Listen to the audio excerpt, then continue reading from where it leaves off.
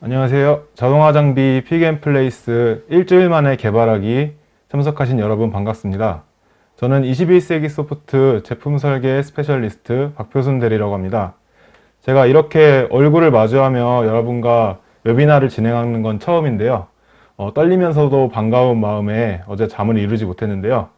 제 이 떨리고 설레이는 마음을 옆에서 보좌해 주실 제 짝꿍 제조 솔루션 스페셜리스트 오토데스크 김지훈 과장님을 소개해 드립니다. 네, 안녕하십니까 여러분.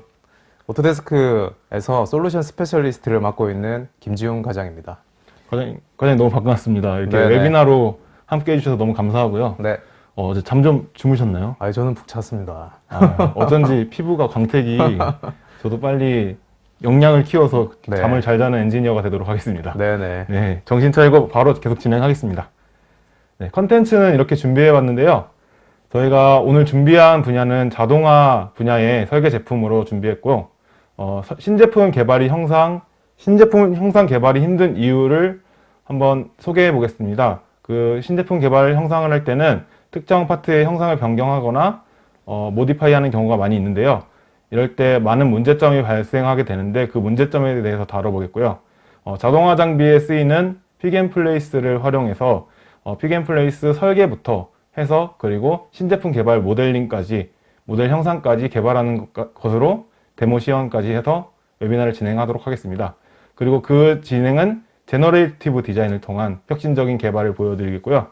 마지막으로는 Q&A를 통해서 웨비나를 종료하는 것으로 가겠습니다. 그리고 이제 저희 웨비나를 하면 항상 주어지는 게 있죠. 이렇게 시간 내서 참석해 주신 여러분께 감사하는 마음으로 작은 선물이지만 50분에게 스타벅스 아메리카노를 드리고요. 적극적으로 질문해 주시고 참여해 주시는 분들께는 치킨 세트를 드리겠습니다. 저희가 기존에 드렸던 이제 퀴즈를 통해서 하는 치킨이나 피자 상품권 같은 경우는 인터넷 속도라든지 형평성에 어긋나서 저희가 좀 더 공평한 방법으로 선정해 봤으니 웨비나에 잘 참석해 주시면 치킨이 따라간다는 걸 잊지 않으셨으면 좋겠습니다. 시작에 앞서서 네. 기존에 저희 제조 엔지니어 되시기 전에 현업에서 설계를 했다고 들었거든요. 네. 저는 이제 모 반도체 회사에서 이제 반도체 제조업체에서 설계를 현업으로 진행했었습니다. 예, 현업 설계 경력을 가지고 이제 이렇게 제조 스페셜리스트를 하고 있는 것 같습니다. 네네네. 오늘 그 부분을 조금씩 알려주시면 좋을 것 같아요. 네, 저도 이제 제가 겪은 걸 최대한 한번 공유해 보도록 하겠습니다. 네. 네, 시작에 앞서 저희가 이제 시작부터 딱딱하고 긴장되어 있으면 안 되니까 좀 재미있는 부분으로 웹툰이랑 저희의 발연기를 준비해 봤으니까 한번 지켜봐 주시고요. 진행하도록 하겠습니다. 타닥타닥타닥타닥 클릭 클릭 클릭. 이곳은 21테크 연구소 박표순 대리는 오늘도 당연히 야근을 하고 있는데 신제품 개발을 해야 하는데 다크서클이 진하게 내려온 불쌍한 박표순 대리. 신경 써야 하는 상황이 너무 많아. 비용, 중량, 강도, 제작 가능성도 확인해야 하고 특허권도 신경 써야 하고 시간도 부족하고 무엇보다 기발한 아이디어가 떠오르지 않아. 오늘도 일찍 집에 가긴 틀렸구나. 박표순 대리님? 화들짝. 아직 퇴근 못 하셨어요? 과장님, 그게 신제품 개발 아이디어가 떠오르지 않아서. 그런데 과장님도 퇴근 못 하시고 계시는 것 같은데 왜 지금까지 남아 계시죠? 박표순 대리가 집에 안 가서 그렇죠. 그러면 오늘 제가 제너레이티브 디자인을 활용한 환상적이고 스페셜한 개발 방법을 알려드리겠습니다. 자신감이 역시. 네, 여기까지 했습니다. 이제 시작부터 지루하면 여러분께서도 많이 힘드실까봐 준비해봤는데 오히려 더 힘들어지신 게 아닐까 걱정이 됩니다. 계속 진행해 보겠습니다. 네, 신제품 개발이 힘든 이유에는 어떤 것들이 있을까 생각을 해봤는데요. 우선 신제품 개발이 시작되면 분석, 설계, 구현, 시험을 통해 제품이 완성이 되게 되는데요. 이 과정이 매끄럽게 이렇게 진행이 된다면 당연히 신제품 개발은 쉽고 저희가 이런 웨비나도 준비하지 않았겠죠. 분석과 설계 과정에서 재분석이 들어가게 되고 재설계, 재구현, 재시험을 통해서 제품의 완성 시간은 점점 늦춰지고 하루 이틀 3일이 지나면서 저희는 상사분께 이런 말을 듣습니다. 넌 오늘 뭐 했니? 너는 뭐 하고 있었니? 열심히 했지만 아무것도 안 하는 그런 상태가 되는데요. 그렇다면 저희가 신제품 개발할 때 고려할 사항에는 어떤 게 있을까 한번 알아봤습니다. 우선은 자본주의 사회 아니니까 저희 제조 비용이 가장 중요하게 들어가는데요. 저희는 돈을 벌기 위해서 일하고 있고, 뭐 각자의 가치 창출도 있지만 돈이 바탕이 된 제조 비용이 있는데요. 제조 비용이 너무 많이 들고 기회 비용이 너무 낮다면은 이 개발은 실패한 개발이라고 할 수 있습니다. 다음으로는 중량이 있습니다. 중량 같은 경우는 제품의 무게를 줄이는 것인데요. 실제로 개발사에서 어느 정도의 중량을 요청하시는 경우도 있고, 그 과정에서 살 빼기라는 제조 방법이 있는데, 제품의 두께를 줄인다거나 형상을 깎으면서 중량을 줄이게 됩니다. 그 과정에서는 어느 정도까지는 허용이 되지만, 분명 강도와 내구성에 문제가 생기게 됩니다. 그러면 그 강도와 내구성을 보완하기 위해서 다시 살을 붙이고 제품 형상을 추가하면서 또다시 중량이 늘어나고, 중량이 늘어나면은 그 전에 만들었던 제품도 버리면서 제조 비용 또한 늘어나고 악순환이 계속 반복되게 되는데요. 그러면서 시간까지 버리게 됩니다. 시간은 곧 돈이라고 하죠. 제조 비용까지 같이 날아가게 됩니다. 지금까지만 해도 너무 힘들고 너무 반복되는 일이 발생이 되는데요. 제가 이제 특별히 양보해서 여기까지 손쉽게 지나왔다고 했을 때, 저희는 제조업체다 보니까 제작 가능성에 대해서 확인을 해야 됩니다.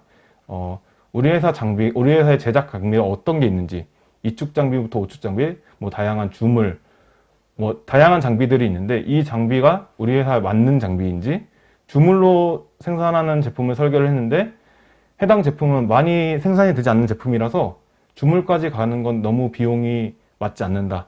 그렇게 해서 앞에서 진행했던 모든 것들이 다시 또 돌아가게 되는 겁니다.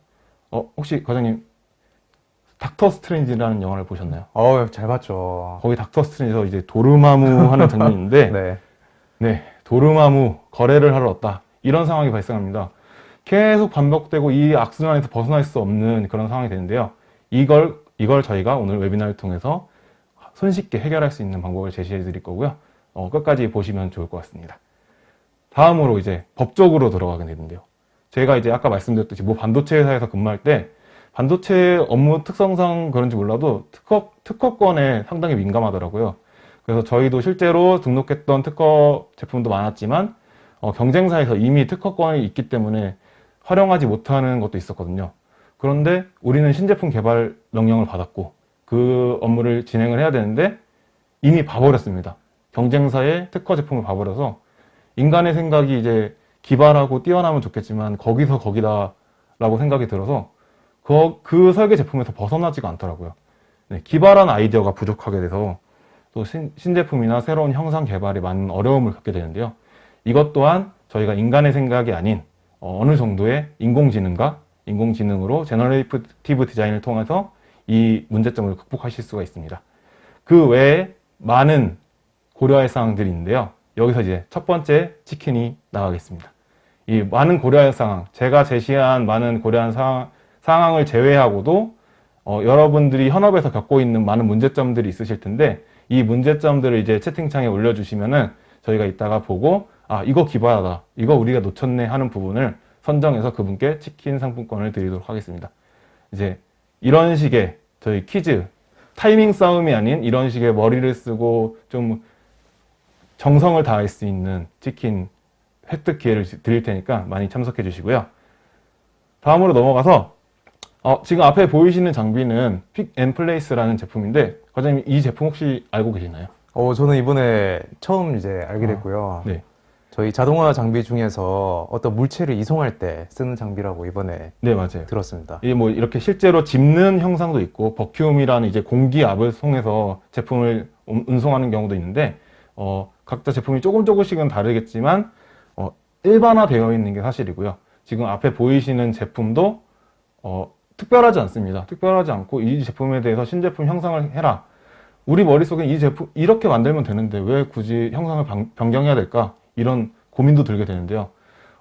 이런 과정을 이제 설명을 드릴 텐데 저희는 오늘 오토데스크의 퓨전 360으로 설계와 개발을 해볼 건데요. 이제 퓨전 360이라는 것에 대해서 과장님께서 간단하게 설명이 가능하신가요? 네네. 그 퓨전 360은 오토데스크에서 제품 개발 플랫폼으로 만들어 놓은 툴입니다. 그래서 저희 퓨전이라는 의미 자체가 이제 융합이라는 의미인데요. 이 다양한 설계 툴, 그러니까 모델링, 그리고 CAE 해석, 그리고 캠, 제조를 하기 위한 툴베이스 형상을 만드는 이런 이제 모든 기능들이 다 포함되어 있는 툴이라고 보시면 됩니다. 만능적인 프로그램이네요. 그렇죠. 그리고 뒤에 붙는 360은 클라우드, 오토데스크에서 개발한 클라우드를 360이라고 부릅니다. 클라우드에서 저장이 되고 실행이 되는 설계 플랫폼. 네네. 실행은 네. 이제 실행은. 오프라인에서 네. 가능하고요. 데이터 저장은 모두 클라우드로 진행이 됩니다. 네. 그래서 여러분들이 이제 해석을 하거나 렌더링 이미지를 뽑아보신 분들이 계시면 실제 해석을 하거나 렌더링 이미지를 만들 때 로컬에 있는 PC를 굉장히 많이 사용을 하실 겁니다. 근데 클라우드에서 여러분들이 해석을 하거나 이런 고해상도의 이미지를 만드는 작업을 퓨전 360에서 하실 수가 있고요. 그 작업을 하는 동안 엔지니어나 디자이너나 그 다음에 머시니스트 분들은 그 퓨전 360의 다른 기능을 활용해서 또 다른 작업을 하실 수가 있죠. PC 사양도 중요하지 않고, 네. 이제 다른 업무도 할 수 있고. 그렇습니다. 상당히 스마트한 제품인데요. 제가 영상으로 한번 이 퓨전 360에 대한 추가 설명을 드리면서 한번 더 알아보도록 하겠습니다. 퓨전 360이랑 세계 최초의 클라우드 3D 설계 소프트웨어입니다. 퓨전 360은 프리폼 작업과 솔리드 모델링 도구가 완벽하게 통합되어 하나의 모델링 기법이 다른 하나의 모델링 기술을 향상시키는 완벽한 설계 도구입니다. 전장 설계 또한 가능하고요. 2D 설계 기능을 제공하는 최초의 클라우드 지원 툴입니다. 설계 관리, 공유 및 협업을 가능하게 하는 툴이기도 합니다. 퓨전 360은 시뮬레이션 소프트웨어이기도 한데요. 또한 2에서 5축 밀링, 터닝, 검사, 워터제트, 레이저, 플라즈마 및 적층 가공을 위한 캠 애플리케이션이기도 합니다. 제너레이티브 디자인을 통한 혁신적인 제품 개발에 도움을 줍니다. 윈도우 환경은 물론 맥 환경에서도 작동하도록 개발된 차세대 설계 및 제조 클라우드 플랫폼. 혁신이라는 말이 가장 잘 어울리는 3D 설계의 신흥 강자 퓨전 360을 지금 사용해보세요. 네, 제가 시간을 맞추려고 좀 연습을 많이 해봤는데 약간 네. 홈쇼핑 느낌으로 한번 해봤습니다. 아유, 잘했습니다. 이제 앞에서 설명드린 퓨전 360의 강력한 기능 중에 하나는 애니캐드라는 기능이 있는데요. 이제 현업 설계자분들은 많이 아실 거예요. 다양한 설계 프로그램이 있고 그 프로그램을 다 맞출 수 없는 게 현실이기 때문에 각자 이제 협업을 하기 위해서는 공용 툴을 IPT나 IGS 등 이런 공용 확장자를 통해서 서로 공유를 하게 되는데 퓨전 360의 애니캐드라는 기능을 활용하시면 그런 번거로운 작업 없이 사용하시는 폼을 그대로 가지고 있을 수 있습니다. 네. 변경하는 따로 작업이 없죠. 잠깐 수정을 드리면 IPT가 아니라 STP를 아마 네네. 사용할 것 같고요. 실제 여러분들이 뭐 다소 소프트웨어나 다른 툴들을 활용을 하실 때 아마 변환하는 과정이 한 번씩은 필요를 하실 거예요. 그때 저희 이제 퓨전 360이나 인벤터를 활용하시면 애니캐드 기능을 통해서 저희 오토데스크 관련된 소프트웨어랑 연동하는데 상당히 이제 이점들이 있으니까요. 꼭 한번 사용해 보시길 바랍니다. 네. 애니캐드 기능을 이제 말로만 설명하면 감이 안 오기 때문에 제가 직접 준비해 봤고요. 애니캐드를 활용해서 지금 제가 보여드린 장면 인벤터에서 작업했던 화면을 퓨전 360으로 넘기는 장면인데 꼭 인벤터가 아니더라도 다른 프로그램도 동일한 작업이 가능하니까 한번 지켜봐 주시면 좋을 것 같고요. 애니캐드 활용 인벤터 파일을 퓨전 360으로 공유를 해보겠습니다. 이제 인벤터에서 작업된 공유하고자 하는 파일과 경로를 파악합니다. 이렇게 IPT 파일이 있는 걸 확인할 수 있고요. 퓨전 360 좌측 상단에 Show 데이터 판넬이라는 곳을 클릭해서 업로드를 할 수 있는데요. 이 업로드 방식에는 크게 두 가지가 있습니다. 셀렉트 파일을 통해서 목록을 확인해서 파일을 선택해서 열기를 누르는 방식이 하나 있고요. 이 방식이 아닌 그냥 직관적으로 드래그 앤 드랍을 통해서 해당 아이콘을 퓨전 360으로 옮기면서 간편하게 퓨전 360으로 업로드를 할 수가 있습니다. 이 업로드를 하게 되시면 퓨전 360에서 지정했던 프로젝트 안에 애니캐드라는 지금 IPT 파일이 올라가게 되고요. 따로 변환을 하지 않았는데도 올라가는 게 완료가 되면은 퓨전 360에서 해당 파일을 열어볼 수가 있습니다. 이렇게 좌측 패널에서 애니캐드를 더블 클릭하면 인벤터에서 설계된 것과 동일하게 퓨전 360에서 바로 가지고 올 수가 있고요. 이 도면을 가지고 설계에 활용하고 작업을 하시면 되고, 오픈 더 웹을 통해서 클라우드 저장 공간을 이동합니다. 이 클라우드 저장 공간에는 작업하신 모든 파일들이 올라가게 되고 클라우드로 관리가 되게 됩니다.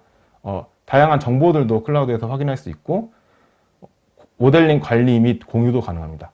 공유 같은 경우에는 해당 URL을 복사해서 메신저, 저희가 자주 사용하시는 깨똑 메신저를 통해서 복사해서 보내기만 하면은 상대방은 그냥 클릭만 하면 그 도면을 볼 수도 있고 다운을 받을 수도 있습니다.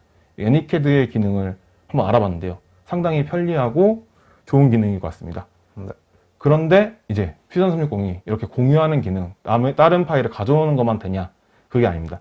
퓨전 360은 3D 설계 또한 강력하게 진행할 수 있는데, 제가 기본 이 베이스를 설계하는 거를 빠르게 한번 준비해 봤는데, 보시면서 퓨전 360의 퍼포먼스를 보시면 좋을 것 같습니다. 2D 스케치를 먼저 작성하고요. 이 작성된 스케치를 솔리드화하기 위해서 돌출 작업을 합니다. 돌출 작업이 완료된 솔리드에 수정을 위해서 스케치와 컷 작업을 통해서 형상을 수정하게 됩니다.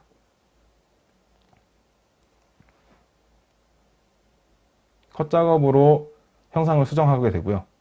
그리고 3D 설계의 가장 중요한 부분은 2D 스케치를 하면서 완전 구속이라는 개념을 하는 건데요. 퓨전 360에서는 이 완전 구속을 하는 이런 작업이 원활하고 아주 편리하게 되어 있기 때문에 쉽게 설계에 진입하실 수 있고 활용하실 수가 있을 것 같습니다. 이제 작성된 스케치를 컷하면서 설계 변경을 해주게 되겠고요.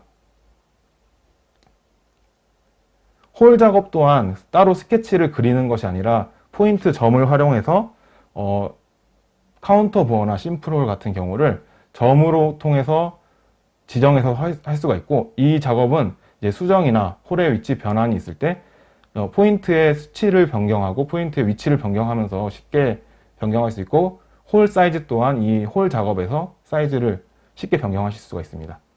그리고 미러 작업 또한 원활하게 되기 때문에 미러 평면을 통해서 작업된 형상을 미러 작업을 할 수 있고요. 대칭 형상이 작업된 다음에 이제 가공의 마무리인 챔퍼 작업을 하고, 제품의 재질 또한 퓨전 360에 기본으로 들어가 있기 때문에 여기서 알루미늄 6061을 적용해서 모델링을 완성해 보겠습니다. 네, 이렇게 쉽게 적용할 수 있는 3D 모델링을 확인할 수 있는데요. 이 작업은 아직까지 2D 설계를 하고 있고 3D 모델링의 도입을 고민하시는 분께는 이 작업을 한번 보시면서 21세기 소프트와 오토데스크가 여러분의 3D 설계 환경에 도움을 드릴 테니까 많이 연락을 주시고 관심 주시면 좋을 것 같습니다. 이렇게 제가 모델링을 완성했는데 저희 위에서 명령이 떨어졌습니다. 개발을 지시하셨어요. 야근을 시키시는 겁니다. 새로운 디자인, 무게 감소, 다른 소재 검토, 가공 방식 검토, 가공비 검토, 혁신적으로, 느낌 알지. 이런 요구를 하셨는데 제가 또 프로지 않습니까? 해야죠. 하라는 대로 해야 되고 한번 시도해 보겠습니다. 모델링까지 했으니까 못할 게 뭐 있겠어요. 제가 그러면 신제품 개발을 하기 위해서 이 생성된 모델링을 구조 해석을 한 다음에 어느 부분이 필요가 없고 이 형상에 어떤 식으로 힘을 받는지 한번 확인해 보겠는데요.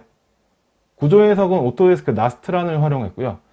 구조 해석 조건으로는 상부 브라켓과 체결되어 힘을 받는 구멍에는 30N, 그리고 크레스 롤러 가이드와 체결되는 구멍은 고정, 확장 스프링 최대 하중은 15N, 그리고 피커 뭉치 체결 구멍은 약간의 변경이 생겼는데요. 원래 두 방향으로 할 수 있는 설계 구성이었는데 한쪽은 제거하고 한쪽만 하라고 지시사항이 내려왔습니다. 이 조건을 가지고 제가 구조 해석을 진행해 봤습니다. 구조 해석을 진행하게 되면 오른쪽에 보이는 화면처럼 폼미스테스와 변이를 값을 확인할 수 있는데요. 폼미스테스 값에서 어떤 부위에 가장 응력이 많이 가해지는지 알 수가 있고요. 변이 값을 통해서 어디에 많은 변화가 일어나고 어디에 보강을 하면 좋을지 알 수 있습니다. 지금 좌측에 보이는 영상은 퓨전 360입니다. 제가 나스트란으로 구조 해석을 한다고 했는데 퓨전 360을 보여드리는 이유는 퓨전 360도 이렇게 시뮬레이션이 완벽한 퍼포먼스로 진행이 가능하다라는 걸 보여주기 위함이고요. 나스트란에서 구조 해석을 한 모습을 한번 보여드리고 이제 일반적인 해석 과정은 비슷하기 때문에 참고해 주시면 좋을 것 같습니다. 나스트란을 활용하기 위해서는 인벤터에서 인벤터 나스트란을 선택해 주시고요. 해석 환경에 들어가게 되면은 해석 유형을 선택하게 됩니다. 선형, 정적부터 다양한 해석 유형이 있게 되고 선형, 정적으로 선택한 후에 재료를 설정해 줍니다. 저희가 아까 알루미늄 6061로 사용했기 때문에 알루미늄 6061을 인벤터 내에 저장되어 있는 이 재질을 찾아서 확인해 줍니다.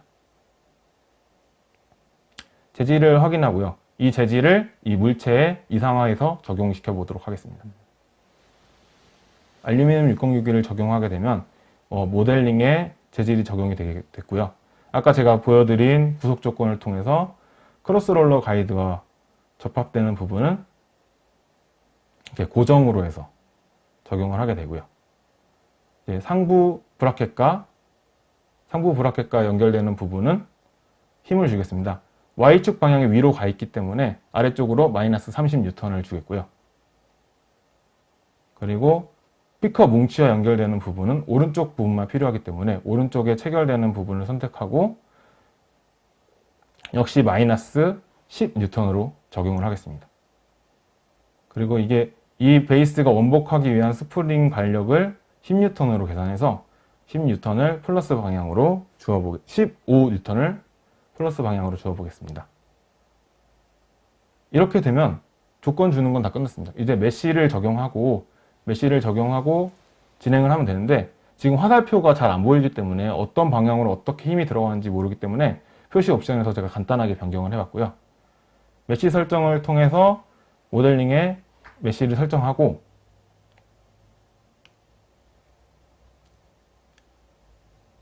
실행을 하게 되면 해석이 완료가 되게 됩니다.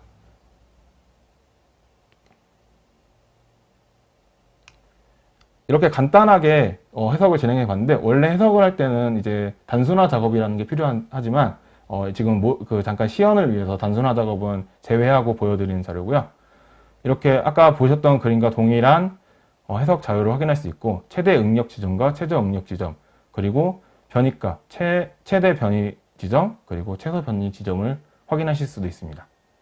그리고 시각적으로도 다양한 변화를 줄 수 있고요. 방금 메쉬를 제거해서 시각적으로 활용하기 좋게 작성해 봤고요. 이 작성된 해석 자료를 애니메이션화해서 이게 어떤 식으로 시간의 흐름에 따라 힘이 주어지고 되는지 확인할 수 있습니다. 네, 이렇게 진행이 된 나스트란 구조 해석을 통해서 저희가 이제 검토 의견을 내봤는데요. 본 해석은 피그앤플레스의 신제품 개발을 목적으로 한 구조 해석 결과이고요. 베이스의 재질 알루미늄 6061의 허용 응력값과 최대 응력 지점값을 계산해서 산의 안전율 3을 표준으로 지정한다면 이 안전율을 허용하기 때문에 베이스의 설계는 문제가 없다는 걸 알 수 있고 오히려 안전율을 고려했을 때 해당 설계는 오버스펙으로 판단이 됩니다. 이를 토대로 경량화, 형상 변경, 재질 변경, 가공 방식 변경 등을 요청할 수가 있는데요. 제가 이렇게 계속 진행을 하게 되면은 저는 야근을 벗어나지 못할 것 같은데 과장님께서 한번 이후로 이제 혁신적인 개발에 대해서 혹시 부탁드려도 될까요? 네, 제가 한번 진행해 보겠습니다. 그래서 듣고 있는데 저거를 계속 반복하려면 정말 박도순 대리가 집에 못 갈 것 같습니다. 그래서 우선 제가 첫 번째로 요청을 했던 거는 초기 모델을 공유받는 거였어요. 그래서 일단 초기 모델을 제가 박도순 대리를 통해서 링크로 공유를 받습니다. 그래서 지금 화면을 보시면 저희가 링크를 받았을 때 어떤 화면을 받는지 확인이 가능하실 텐데요. 이 퓨전 360이 오프라인에서 컴퓨터 활용을 해서 제가 데이터를 만드는데 여기에 코멘트 창을 통해서 실시간으로 박표순 대리와 서로 코멘트를 남길 수가 있습니다. 그래서 제가 남겼던 거는 이 제조 원래 기준이 되는 제조 단가가 어떻게 되는지, 그리고 실제 해석을 했을 때 어떠한 결과를 제가 볼 수 있는지, 이러한 점들을 제가 공유를 받았고요. 그래서 이 지금 두 가지 화면이 보이실 텐데 PPT에 다시 넘어가겠습니다. 네. PPT 넘어오시면 해석이 된 데이터를 그대로 클라우드 공간에서 바로 확인이 가능하고요. 언제 어디서든지 디자이너나 엔지니어 그리고 머신리스트들이 하나의 화면을 통해서 데이터를 다 공유할 수 있는 게 퓨전 360의 큰 장점입니다. 그래서 방금 전에 박표순 대리가 설명했던 게 일반적인 제품 개발 프로세스입니다. 그래서 기업 내부에서 컨셉을 잡고 그 안에서 실질적으로 해석을 통해서 어느 정도의 검증을 진행을 합니다. 그리고 제조 단가라든지 제조 가능성을 확인하기 위해서 또 다른 팀한테 보내서 그 데이터를 확인을 하죠. 그 수많은 시간들을 거쳐가지고 결국에 나오는 거는 하나의 제품이 만들어집니다. 근데 앞에서 보셨던 것처럼 그 제품이 약간 오버스펙으로 만들어졌죠. 그래서 그 제품을 제너티브 디자인을 활용해서 저희가 좀 더 다양한 대안들을 검토를 한번 해보겠습니다. 우선 첫 번째로 해야 되는 게 초기 어떤 이제 값들을 뽑아낼 수 있는지 확인이 필요로 합니다. 그래서 보통 2D 설계에서는 확인이 불가능했던 것 중에서 하나가 무게에 대한 값입니다. 이 퓨전 360은 3차원 설계 기반으로 되어 있기 때문에 일단 크기를 뽑아내면 부피를 알 수가 있고요. 오토데스크에서 각 재질에 대한 물성치들을 다 제공을 해드리고 있습니다. 그래서 그 물성치를 대입을 하면 그 물성치에 맞는 비중이 들어가기 때문에 무게를 뽑아낼 수가 있습니다. 그래서 퓨전 360에서 나온 무게와 여러분들이 직접 쟀을 때의 무게가 좀 다르다 라고 하면 소재에 대한 물성치를 조금 튜닝 하셔가지고 해석을 진행을 하시면 됩니다. 그리고 제조를 이제 해야 되는데 퓨전 360 같은 경우에 제조 기능을 같이 포함을 하고 있습니다. 그래서 가공 방식이 박표순 대리가 저한테 CNC 밀링으로 한다라고 해서 제가 툴패스를 내서 가공 시간이 얼마나 걸리든지 확인을 해봤습니다. 이 가공 시간을 제가 확인을 한 거는 가공 시간 자체가 나중에 이 파트를 만드는데 걸리는 시간과 동시에 제조 비용이 가늠할 수가 있기 때문이죠. 그래서 퓨전 360을 보면 실제 퓨전 360은 3차원으로 제공이 되어 있기 때문에 저희가 툴패스를 미리 시뮬레이션을 퓨전 360 내에서 할 수가 있습니다. 그리고 이미 퓨전 360에서 많은 템플릿을 여러분들한테 제공하고 있기 때문에 홀을 뚫거나 아니면 어댑티브 클리어링을 통해서 이 툴패스를 좀 더 수월하게 만들어내실 수가 있습니다. 그래서 이걸 바탕으로 해서 저희가 제조 단가를 업체한테 보내서 확인을 하는데 그 업체한테 보내고 받는 시간도 전략하기 위해서 퓨전 360 내부에는 조메트리라는 가공비를 확인할 수 있는 이런 기능이 포함되어 있습니다. 지금 뭐 온디맨드 제조라는 거를 한번 찾아보시면 이러한 방식에 대해서 자세하게 설명을 드릴 수가 있는데요. 실제 조메트리라는 사이트를 퓨전 360에 인베디드 시켜놨고 그 안에서 아까 전에 보셨던 파트를 제가 선택을 하고 가공 방식을 일단 선택을 합니다. 그 이후에 소재를 선택을 해주고 퀀티티, 내가 몇 개의 수량으로 제작할 건지를 여기다가 넣어주면 거기에 맞춰서 가공비가 산출되어서 나옵니다.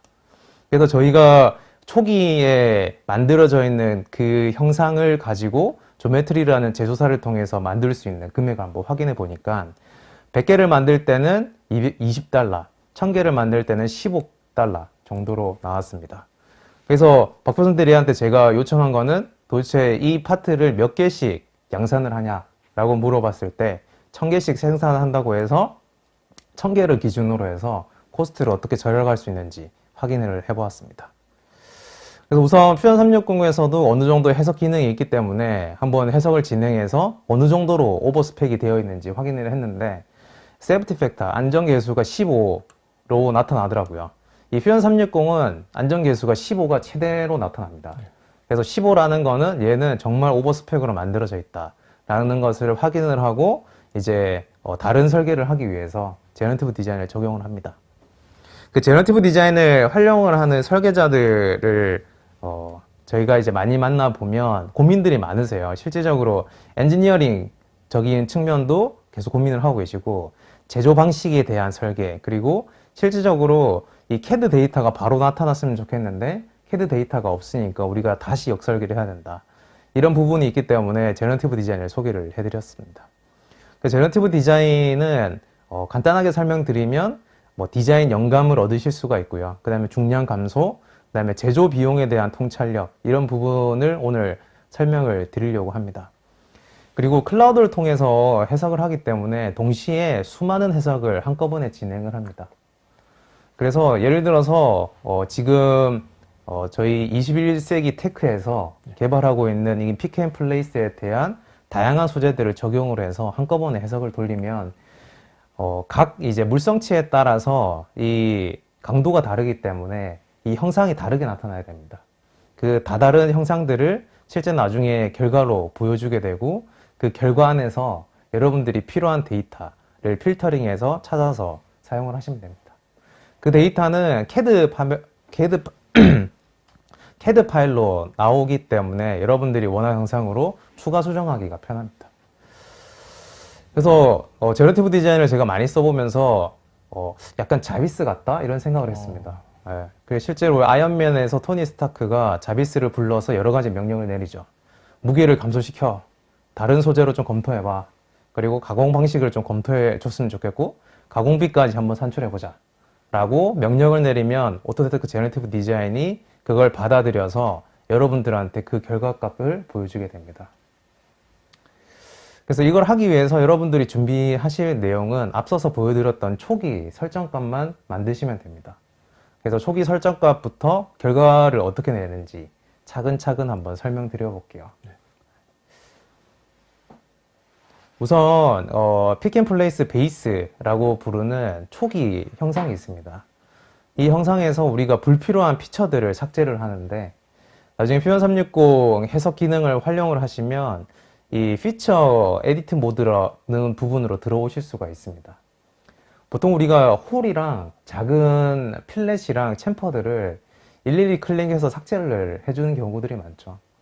이 퓨전 360에서는 이런 피처 딜리트라는 기능이 있어서 자동으로 형상들을 디텍팅을 하고 그 안에서 스케일 조절을 하면 그 안에 스케일에 들어가는 형상을 자동으로 찾아줘서 삭제하는 기능이 있습니다. 작업자의 효율을 늘릴 수가 있겠죠. 그리고 그 다음에 해야 되는 부분이 기존 부품과 나중에 실제로 얘가 결합됐을 때 결합되는 부분들을 모델링을 하셔야 됩니다. 보통 이제 홀 부분들이 가장 많은데 퓨전 360의 제너티브 디자인이 이 홀 부분을 만들 수 있게 기능을 같이 제공을 하고 있습니다.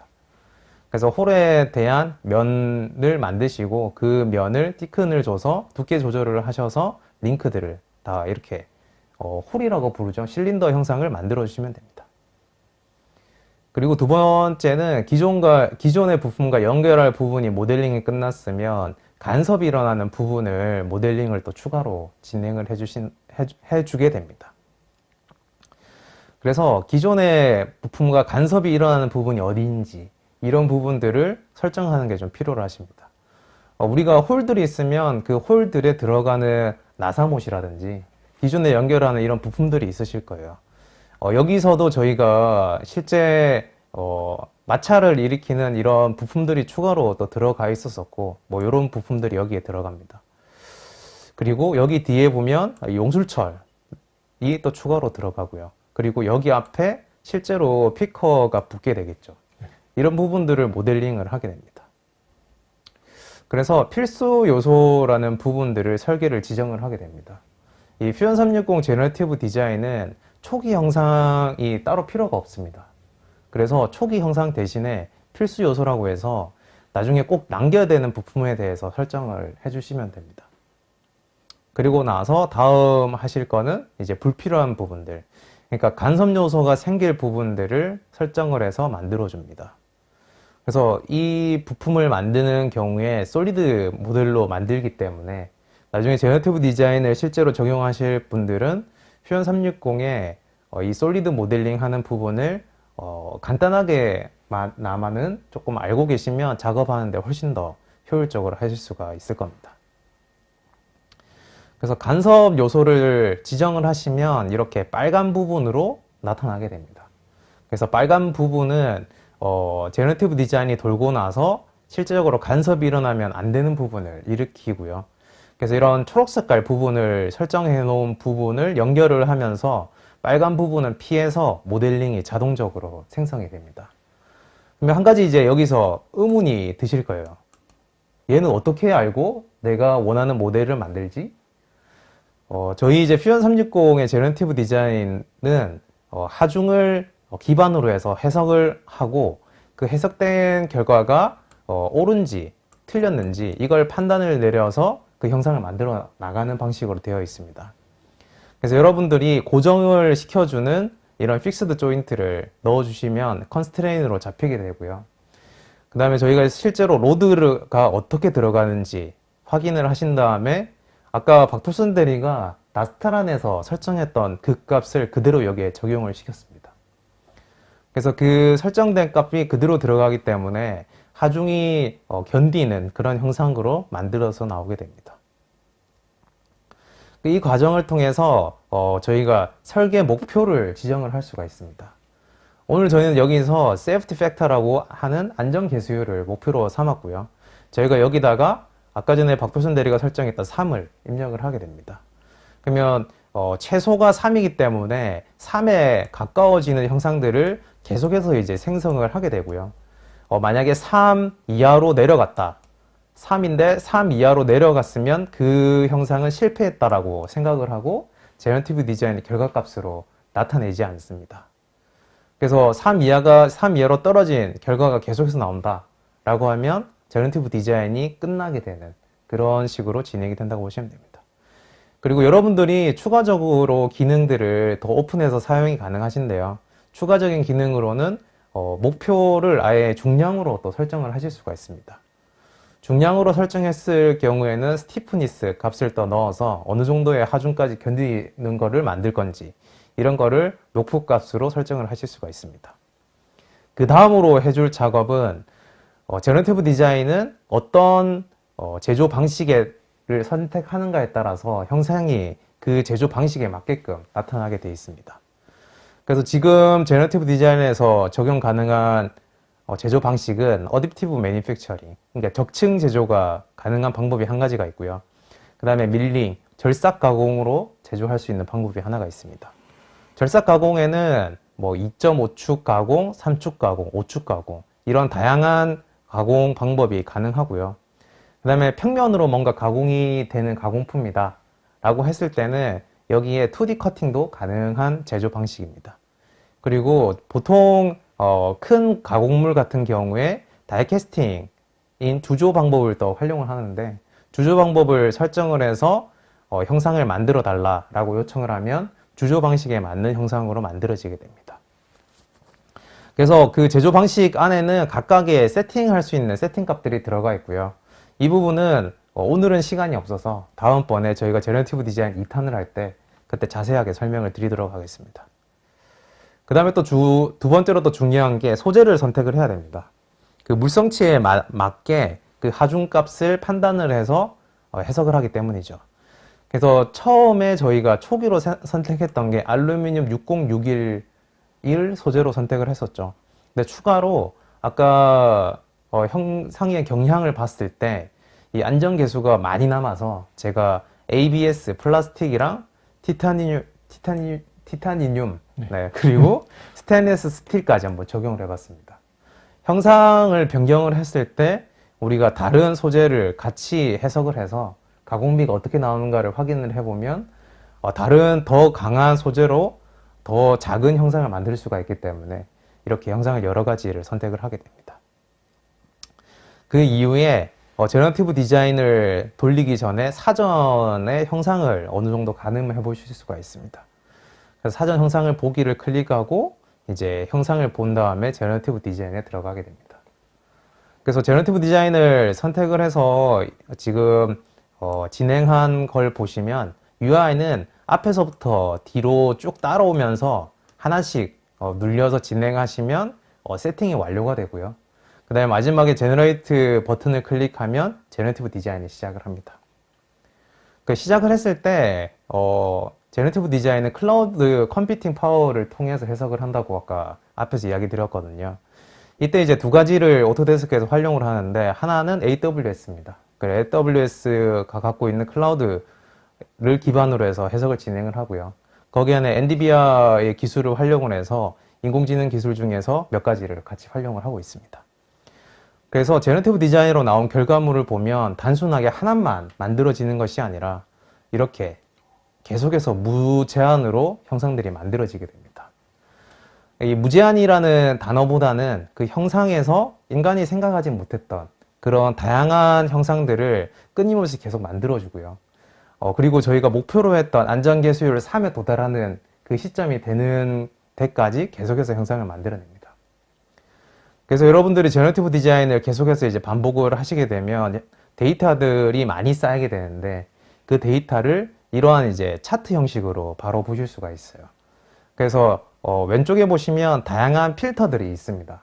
제조 방식, 그리고 무게에 따른 어떤 소재를 선택할 건지, 그리고 제너티브 디자인이 돌리고 난 다음에 가장 추천하는 게 어떤 건지, 이런 거를 선택을 하셔서 여러분들이 데이터를 선택하신 다음에 그 데이터를 활용하실 수가 있어요. 그래서 기존에 박표선 대리가 했던 방식으로 계속 해석을 하고 그 형상을 수정하는 과정을 계속 했다라고 하면 시간이 많이 걸렸을 텐데, 제가 이거를 실제로 수행을 했을 때 한 3시간 정도 돌리면 이런 데이터들을 얻으실 수가 있습니다. 그 데이터를 돌리면서 다시 다른 추가적인 세팅을 하게 되면 스터디들이 하나, 둘, 세 개씩 쌓이게 되는데, 그 스터디에 따라서 형상들도 다 추가가 됩니다. 그래서 그 형상을 보면 지금 여기에서 형상이 어떻게 인터레이션을 통해서 경량화가 되는지 확인이 가능하십니다. 그래서 데이터가 지금 앞에서 보셨을 때 점 하나로 보여서 이 데이터가 단순히 하나라고 볼 수도 있겠지만, 이 데이터 안에 무수히 많은 데이터가 존재를 합니다. 그래서 그래프에서 인터레이션을 선택을 해서 그 데이터가 어떻게 줄어들었는지를 확인을 해보면 그 줄어든 결과물에 대한 그래프도 같이 활용을 하실 수가 있습니다. 그래서 그걸 어떻게 진행되는지 한번 보여드리면요. 이런 이제 그 과정을 통해서 진행이 됩니다. 네. 영상을 한번 클릭해 주세요.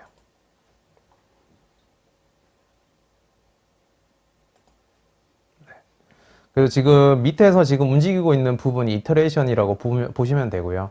제너티브 디자인이 해석을 통해서 견디는 강도에 이르기까지 자동적으로 이런 형상을 만들어줍니다. 그럼 이런 형상을 만들어줬을 때 우리가 이제 다음번에 해야 되는 게 이제 이 형상을 이제 활용을 해야 됩니다. 그래서 이 형상을 이제 활용을 하기 위해서 우선적으로 제조 비용을 제너티브 디자인 결과물에서 미리 예측을 해봅니다. 오토데스크는 어피어리올이라는 회사랑 같이 협업을 해서 전 세계의 제조 비용 데이터를 취합을 하고 있습니다. 그래서 여러분들한테 그 데이터에 걸맞는 결과물들을 보여드리고 있고요. 어느 정도 이제 범위를 보여드리기 때문에 제조 비용을 내가 더 자세하게 알고 싶다 라고 했을 경우에 데이터를 다운로드 받아서 제조 비용을 실제적으로 체크를 하시면 됩니다. 이런 많은 데이터들을 최대 4개까지 동시에 비교가 가능하시고요. 그 다음에 여기 보면 실제 해석을 포함한 데이터도 같이 확인이 가능하세요. 그래서 뭔가 경량화를 진행했는데 좀 잘 부서지는 부분이 있다 라고 하면 우리가 보통 해석 소프트웨어를 사용했을 때 보여지는 것처럼 빨간색 부분이 나타나게 됩니다. 그래서 동시에 4개를 같이 비교를 해서 결과물을 마지막으로 최종 선택을 하면 그 데이터를 2가지 포맷으로 다운로드가 가능합니다. 첫 번째는 STL, 그러니까 메쉬 데이터로 다운로드가 가능하고요. 그 다음으로 CAD 데이터로 바로 다운로드가 가능합니다. 그 오토데스크 제너티브 디자인의 가장 큰 장점이 CAD 데이터로 바로 다운로드가 가능하다는 장점이 있는데요. 실질적으로 이제 2.5축 가공을 하는 데이터를 다운로드를 받게 되면 스케치가 같이 포함되어 있기 때문에 그 스케치를 수정을 해서 최종적으로 나온 데이터를 여러분들이 원하는 형태로 추가적으로 수정을 하실 수가 있습니다. 제가 그래서 이 데이터들을 몇 가지를 다운로드 받아서 비교를 좀 해봤습니다. 실제로 기존 데이터와 제너티브 디자인 데이터를 비교를 한 겁니다. 기존에 저희가 이제 제너티브 디자인으로 만들지 않고 저희 박표선 대리가 고생을 해서 만들었던 데이터를 이제 활용을 아까 봤을 때 무게는 148g이었었습니다. 소재는 알루미늄, 그리고 CNC 머시닝으로 만들고 제조사는 조메트리에다가 맡겨서 이제 만드는 방식이었죠. 그리고 제너티브 디자인이 만들어서 나온 데이터를 변화 없이 그냥 그대로 적용을 했을 때 이 무게는 79g까지 줄일 수가 있었습니다. 그리고 소재는 그대로 이제 적용이 되어 있는 소재를 봤고요. 이 안에서 이제 머시닝에 대한 금액을 뽑아봤을 때 머시닝 비용은 조금 더 증가한 걸로 확인을 할 수 있습니다. 왜냐하면 형상 자체가 단순한 형상에서 복잡해졌기 때문이죠. 그리고 또 다른 이제 대안 결과물을 받아왔는데 이번에는 소재를 ABS 플라스틱으로 되어 있는 소재를 가져왔습니다. 왜냐하면 이 ABS를 적용했음에도 불구하고 이 형상이 버텨줬거든요. 그래서 그 형상을 가지고 와서 조메트리한테 보내서 실제 제조 금액을 뽑아봤을 때 여기에 $20 정도의 금액으로 산출이 됐습니다. 그래서 이 데이터를 가지고 제가 추가적인 작업을 한 뒤에 최종적인 결과물을 만들어서 공유를 해드렸고요. 그 데이터는 실제 금액은 한 $14 정도로 만들 수가 있었고 무게는 80g까지 낮출 수가 있었습니다. 그래서 제너티브 디자인을 실제적으로 한번 돌려보시면 다양한 결과물들 중에서 어떤 데이터를 다양한 이제 인사이트를 얻을 수 있는 데이터를 확인을 할 수가 있고요. 그걸 바탕으로 해서 엔지니어가 최적화된 데이터로 만들 수가 있습니다. 그래서 이러한 과정을 통해서 궁극적으로 이제 생각하는 부분은 개발에 들어가는 비용이랑 최종 제품의 성능의 적절한 균형을 이루는 겁니다. 그래서 기존의 엔지니어가 설계상의 문제를 해결하기 위해서 많은 시간과 에너지를 사용을 합니다. 근데 제너티브 디자인은 개발 프로세스 초기에 그 미리 고려해야 되는 것들을 설정을 해놓고 거기 안에서 제너티브 디자인을 통해서 수많은 데이터들을 미리 만들어 봅니다. 그 데이터를 필터링해서 내가 원하는 데이터를 하나를 이제 뽑아내고 내가 실제 양산을 했을 때 들어가는 비용 이런 거를 미리 측정을 해서 최종 아웃풋을 만들어낼 수가 있는 거죠. 그러면 기존에 내가 했던 프로세스와는 다르게 미리 설정했던 값을 통해서 최종 아웃풋을 뽑아낼 수가 있기 때문에 마켓으로 진출할 수 있는 이 리드 타임을 극대화해서 줄일 수가 있는 겁니다. 그래서 여러분들도 아마 다양한 아이디어들이 있으실 거고 기존에 고민하고 있는 다양한 부품들이 있으실 겁니다. 그래서 제너티브 디자인을 적용을 해서 그 부품들에 대해서 여러분들의 아이디어를 증폭시키는 증폭제로 제너티브 디자인을 한번 활용해 보시기 바랍니다. 그래서 제너티브 디자인을 왜 엔지니어들이 사용할까 고민해서 3가지 정도로 뽑아봤는데요. 첫 번째로 예측 가능한 비용. 그러니까 제조를 할 때 여러분들이 검토해야 되는 가장 첫 번째 사항인 비용을 예측을 하실 수가 있습니다. 그리고 두 번째는 더 많은 설계안을 탐색하실 수가 있습니다. 우리가 제너티브 디자인을 제가 자비스라고 이야기 드렸는데 자비스처럼 내가 생각하지 못했던 다른 아이디어들을 만들 수 있는 제2의 뇌가 있다라고 하면 엔지니어들이 굉장히 도움이 되겠죠. 그리고 제품 성능 및 개선 부분에서 이런 제너티브 디자인을 통해서 해석 관련된 기능들 그리고 실제 제조에 관련된 기술들 이런 부분들을 잘 알고 있는 엔지니어가 사내에 있다라고 하면 굉장히 회사에 도움이 될 거라고 생각이 듭니다. 아까 다양한 제조 방식을 지원한다고 이야기 드렸는데요. 현재 보여드리는 제조 방식은 어댑티브, 그리고 다이캐스팅, 그리고 밀링들이 있습니다. 지금 제너티브 디자인은 계속해서 발전을 하고 있는 상태고요. 앞으로 추가적으로 다양한 제조 방식들이 접목이 될 예정이니까요. 앞으로도 많은 주목을 해주시기 바랍니다. 비즈니스적으로 어떤 도움이 될까 한번 생각해 보면 회사 입장에서는 이런 새로운 융합 프로세스를 회사 프로세스에 적용을 하고 새로운 이제 시도를 해볼 수 있다라고 생각이 듭니다. 그래서 아까 이야기 드렸던 제품 성능 개선, 생산성 향상, 제품 비용 절감 이런 부분을 통해서 지속 가능한 비즈니스로 프로세스를 전환하는 과정을 한번 직접 체험해 보시면 좋을 것 같습니다. 다양한 기업들이 이미 제너티브 디자인을 활용을 하고 있고요. 이 기업들을 통해서 나온 에셋들을 활용을 해서 저희가 워크샵을 진행을 하고 있습니다. 그래서 나중에 저희가 워크샵 링크를 안내를 해드릴 텐데 여기에 오시면 여러분들이 적용 사례를 활용을 해서 직접 어떻게 수행하는지 여러분들이 직접 제너티브 디자인을 사용하실 수가 있습니다. 첫 번째는 이제 부품 통합입니다. 실제 8개의 부품을 하나로 이제 우리가 만드는 과정. 굉장히 이제 어렵다고 생각하지만 제너티브 디자인과 함께라면 극복해낼 수가 있습니다. 그리고 성능 향상과 경량화. 보통 JPL Z추진 연구에서는 경량화 이슈가 많습니다. 이곳에서는 다양한 제조 방식을 활용을 해서 성능 향상 및 경량화를 시도를 했습니다. 그리고 제조 가능성 확대. 여러분들이 만드는 제품이 정말 10,000개, 100,000개 만드는 제품이라면 정말 우리가 찍어내는 이런 방식으로 하셔야 될 거예요. 하지만 금속 파트가 있다. 아니면 우리가 정말 소량으로 생산한다. 라는 부품에 있어서는 제조 가능성을 확대해 보시는 것도 굉장히 유용한 방법 중에서 하나라고 생각을 합니다. 그래서 실제 머시닝 관련된 내용들도 워크샵에서 다루고 있기 때문에 꼭 한번 참석해 보시기 바랍니다. 그리고 기존 제조 방식의 응용이라는 부분은 클라우드 피터스 같은 경우에는 중국어 회사입니다. 이 회사에서는 클링크 쿨러를 만드는데 소량으로 만드는 게 아니라 대량으로 만들어야 됩니다. 그렇기 때문에 제너티브 디자인을 통해서 나온 결과물을 확인을 하고 그 결과물을 실제 제조 방식에 맞춰가지고 응용을 합니다. 그래서 2D 커팅으로 이거를 자르고 이 자른 금속 부품들을 용접으로 결합해서 본인들이 생각하는 결과물까지 만들어내는 이런 과정을 진행을 했습니다. 이런 과정을 할 수 있었던 이유가 어떻게 보면 제너티브 디자인을 통해서 만들었던 이런 백 데이터들, 그걸 바탕으로 해서 인사이트를 얻었기 때문에 만들 수 있었다고 생각이 듭니다. 오늘 저희가 제너티브 디자인을 설명을 드렸는데요. 지금 아마 오늘 접속하신 분들 중에서 이미 인벤터를 사용하시거나 저희 PDMC를 사용하시는 분들이 계실 겁니다.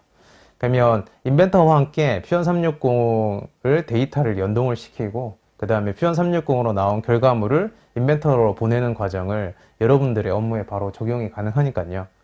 좀 쉽게 빠르게 한번 적용해 보시기 바랍니다. 그러니까 제너티브 디자인을 저희가 6가지 정도로 이야기를 드립니다. 일단 이제 디자인에 대한 폭넓은 설계 대안 확보가 가능하다. 그리고 회사에서 데이터 중심의 의사결정을 시작하는 굉장히 중요한 수단이 되실 수가 있습니다. 데이터를 쌓아서 그 데이터를 활용하는 그런 제품 설계 프로세스가 이제 앞으로 우리한테도 좀 필요하다라고 하면 제너티브 디자인을 꼭 한번 검토해 보시길 바랍니다. 다양한 내용들이 있는데요. 그 중에서 또 이제 마지막으로 이야기 드릴 부분은 고객과의 빠른 의사결정. 고객의 RFP가 계속 변경이 될 가능성들이 있죠.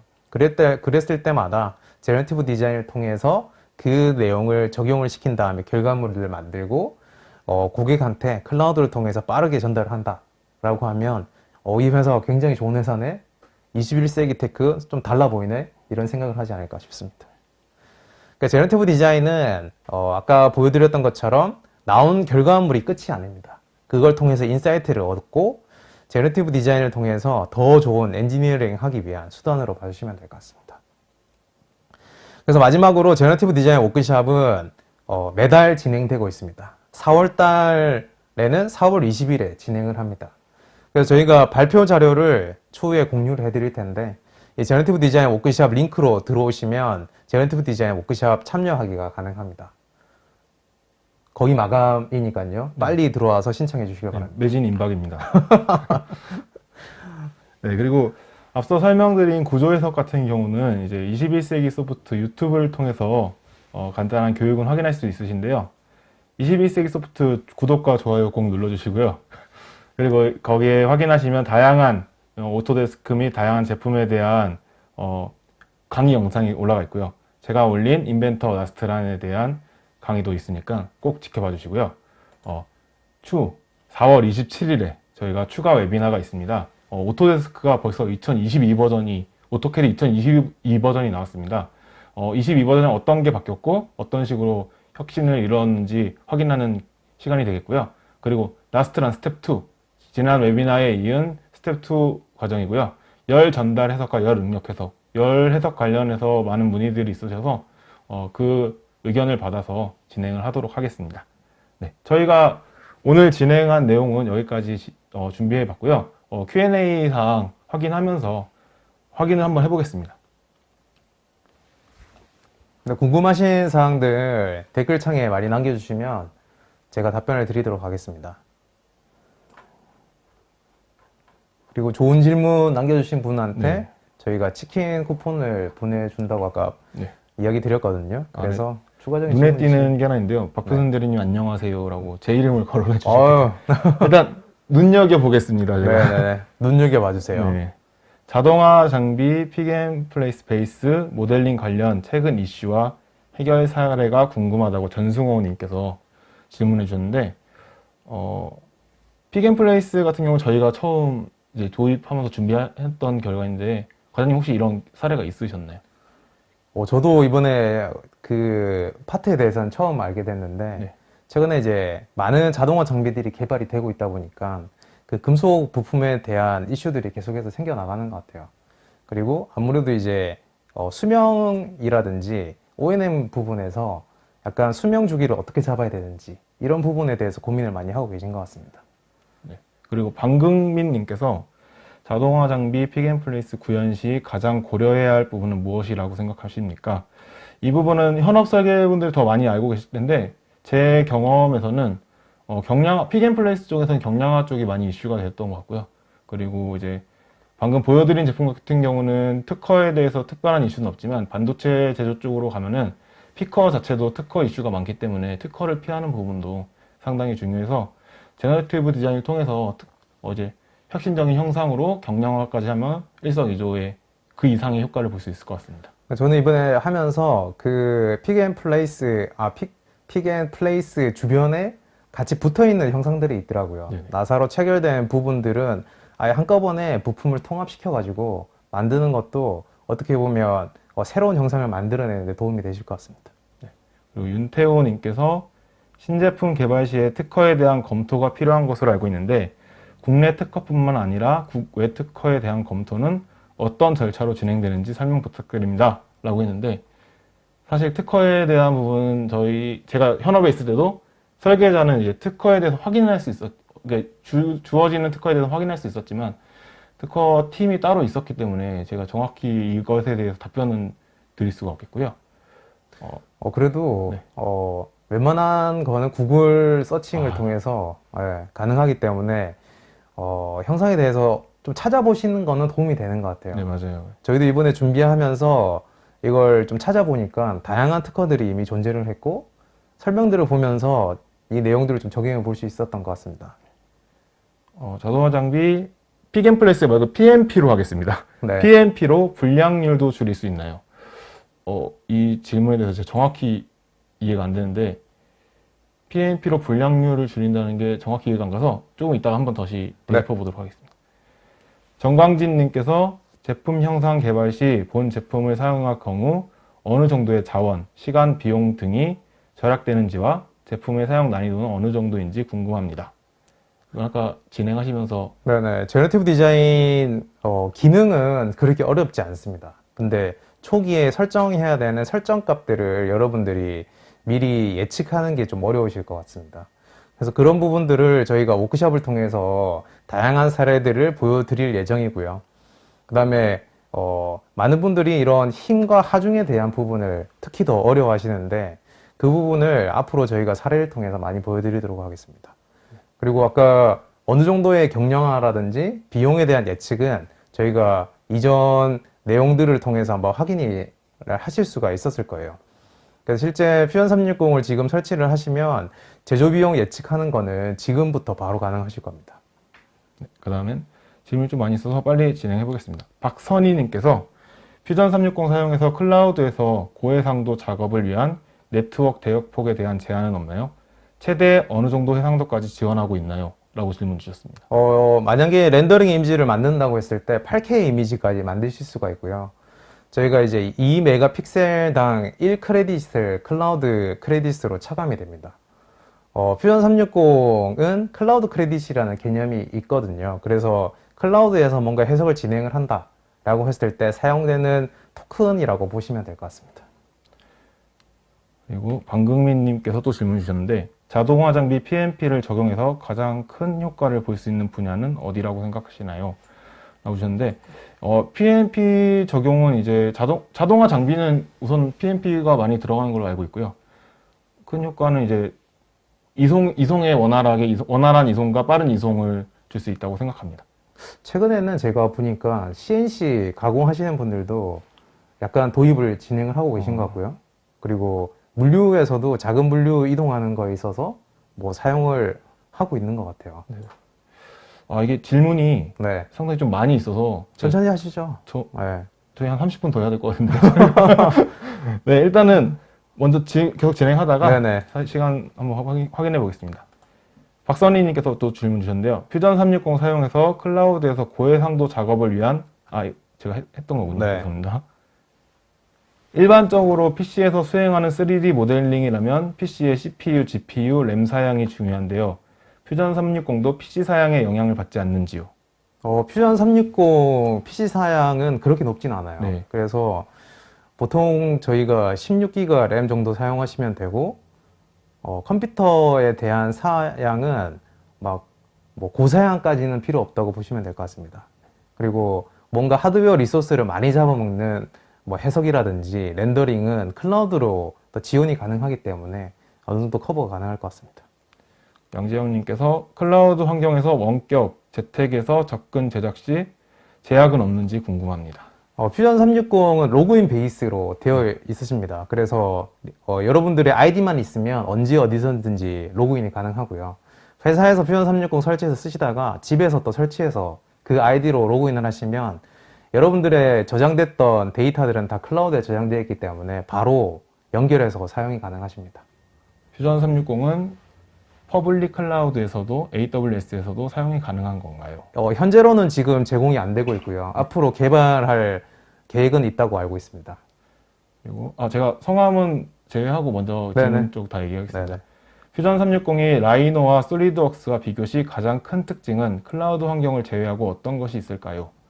라이노와 솔리드웍스를 합쳐놓은 게 가장 큰 매력이라고 볼 수 있을 것 같아요. 제가 아까 디자이너, 엔지니어, 머신리스트 이렇게 이야기를 드렸는데요. 보통 디자이너 분들이랑 엔지니어 분들이 각각의 쓰는 툴들이 좀 다릅니다. 근데 최근에 이제 그걸 통합할 수 있는 게 퓨전 360으로 봐주시면 될 것 같고, 퓨전 360을 쓰는 디자이너 분들이 사랑받는 이유가 엔지니어적으로 접근해서 디자인을 하기 때문이고, 퓨전 360이 또 프리폼 모델링이라든지 이런 서페이스 모델링이 같이 포함이 되어 있습니다. 그래서 디자이너들이 했던 작업 방식을 그대로 옮겨와서 엔지니어들과 의사소통하는데 굉장히 좋은 툴로 활용을 하실 수가 있을 겁니다. 혹시 시뮬레이션의 정확도는 몇 % 정도일까요? 라고 하셨는데, 시뮬레이션 정확도 같은 경우는 퍼센트까지는 제가 정확히 모르겠지만 시뮬레이션이라는 게 기본적으로 시뮬레이션을 토대로 제작을 한 후에 그에 따른 테스트가 이루어져야 된다고 생각합니다. 그래서 몇 % 정도인지는 제가 정확히 말씀은 못 드리겠지만 상당히 정확한 수준으로 알고 있습니다. 네네. 뭐 다양한 이제 해석 소프트웨어들이 있죠. 뭐 엔시스, 아바쿠스, MSC 뭐 이런 것들이 있는데 저희 오토데스크는 나스트란을 인수를 해서 이제 퓨전 360을 개발을 해놨습니다. 그래서 아까 인벤터를 쓸 때는 나스트란 인캐드라는 걸 사용을 하는데 그 사용했던 솔버를 그대로 퓨전 360에 적용했기 때문에 이런 굉장히 하이리스크한 운송 장치들 이런 부분이 아니고서는 퓨전 360에서 나온 데이터를 거의 신뢰를 하셔도 무관할 거라고 봅니다. 네, 나스트란 솔버와 동일한 솔버라고 알고 있습니다. 네. 퓨전 360에서 적용 가능한 파일 종류는 어떤 것들이 있는지 설명 부탁드립니다.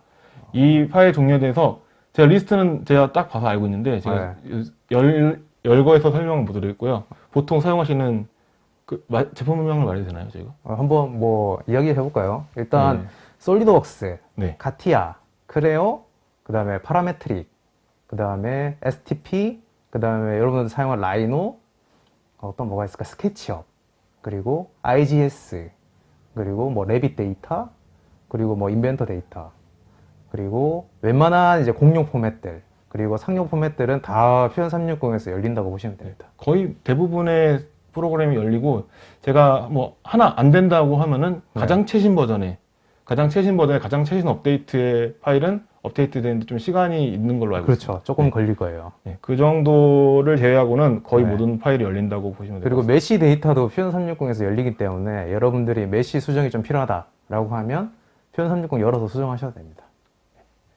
PNP 같은 구동부가 있는 제품의 경우 각 구동부의 최고 속도 및 로드에 따라 모터 토크나 각 부분 선정이 어려운데 퓨전 360에서 이런 시뮬레이션까지도 가능한가요? 이게 속도나 이런 토크 이런 시뮬레이션도 다 가능한 걸로 제가 알고 있습니다. 그러니까 토크까지는 가능한데 아마 질문 주신 질문자의 질문을 생각해 보면 약간 동력학 해석 이런 부분일 것 같아요. 그래서 제가 이제 동력학 해석은 리커다인을 추천을 드립니다. 왜냐면 제가 리커다인 출신이기 때문에. 또 출신에 이어서 고백하시는. 그래서 이제 뭐 아담스라는 것도 있지만 리커다인을 활용을 하셔가지고 동력학 해석을 해보시면 굉장히 도움 많이 받으실 거예요. 이게 좀 다 하려면 너무 시간이 걸릴 것 같아서 네. 제가 일단은 이 질문을 전체적으로는 한 번 더 해서 전체적으로 답변을 달아서 한 번 더 메일링 해드리겠고요. 한 3개 정도 네. 한 번 더 제가 한번 보면서 네네. 소팅해서 말씀드리겠습니다. 네.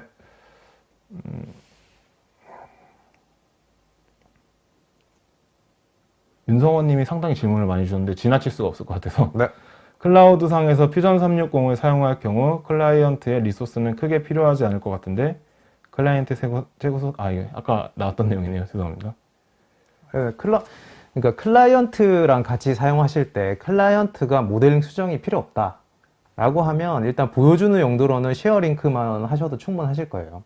근데 만약에 클라이언트의 코멘트라든지 이런 거를 같이 공유하고 싶다 라고 하면 퓨전 360 모델링 기능이 빠져있는 퓨전 360 팀이라는 게 있습니다. 그걸 활용을 해서 같이 이제 의사소통을 하시면 됩니다. 그리고 만약에 서플라이 체인들, 내가 이제 같이 협업하는 우리 이제 CNC 가공 업체들이 있다 라고 하면 퓨전 360 팀을 통해서 내가 만든 3D 데이터를 그분들한테 보내고 뭐 나중에 퓨전 360에서 2D 드로잉도 가능하시거든요.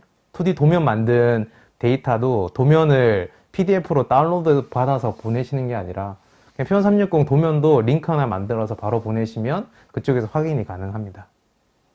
그리고 아까 방금민님께서 현업으로 진행할 수 있는 업무의 형태나 가능한 작업의 종류로는 어떤 게 있을까요? 라고 하셨는데 아까 이제 뭐 자동화 설계도 있었고 네, 아까 저희 부품 통합이라든지 경량화도 있을 수 있고요. 그 다음에 만약에 가공을 좀 검토해 보자 라고 했을 때 다른 가공 방법을 검토하는 부분에서도 적용이 가능하십니다. 그리고 이제 클라우드다 보니까 이제 좀 질문이 하나 있는데요. 네. 보안은 어떤 방식으로 이루어지는지 네. 그 보안 관련돼서 보안을 저희가 이제 해소하기 위해서 일단 로그인 방식으로 해서 비밀번호를 치고 들어가잖아요. 근데 거기 안에서 첫 번째로 2차 인증을 걸어서 보안을 한번 걸 수가 있고요. 그 다음에 이 약간의 규모가 있는 회사의 경우에는 싱글 사인온을 여러분들이 직접 적용을 하실 수가 있어요. 그래서 저희는 고객을 어느 정도 신뢰를 한다라는 거를 그러니까 고객이라고 하는 거는 직원들을 신뢰한다는 조건 하에서 퓨전 360을 이제 사용하시기를 권장을 드리고요. 이 실제 데이터에 대한 보안 이런 부분들은 오토데스크가 ISO 인증을 다 받아놨습니다. 그래서 그런 부분에 있어서 필요하신 분들은 보안 백서를 저희가 직접 보내드립니다. 일단 오늘 질문은 여기까지 받고 제가 이제 나머지 다 해서 저희가 일일이 답변을 달아서 답변 드리도록 하겠고요. 질문 내용보다는 저는 이제 관심을 많이 보여주신 분들이 한 3분 정도 보이는데 그분들 제가 선정해도 될까? 괜찮을까요? 좋습니다. 네, 저는 방금민님이랑 네. 윤성원님 그리고 제 기억에는 박선희님 이 3분께 치킨 상품 드리겠습니다. 네, Q&A 이렇게 마쳤고요. 저희 오늘 웨비나 들어주시느라 감사했고요. 닥터 스트레인지부터 자비스까지 재밌는 시간이 되셨길 바라고요. 네, 저희 이만 인사드릴까요? 네, 오늘 제너티브 디자인 저희 웨비나에 와주셔서 감사하고요. 저희 제너티브 디자인이 앞으로도 많이 발전을 할 거기 때문에 많은 관심과 성원, 응원 부탁드리겠습니다. 감사합니다. 감사합니다.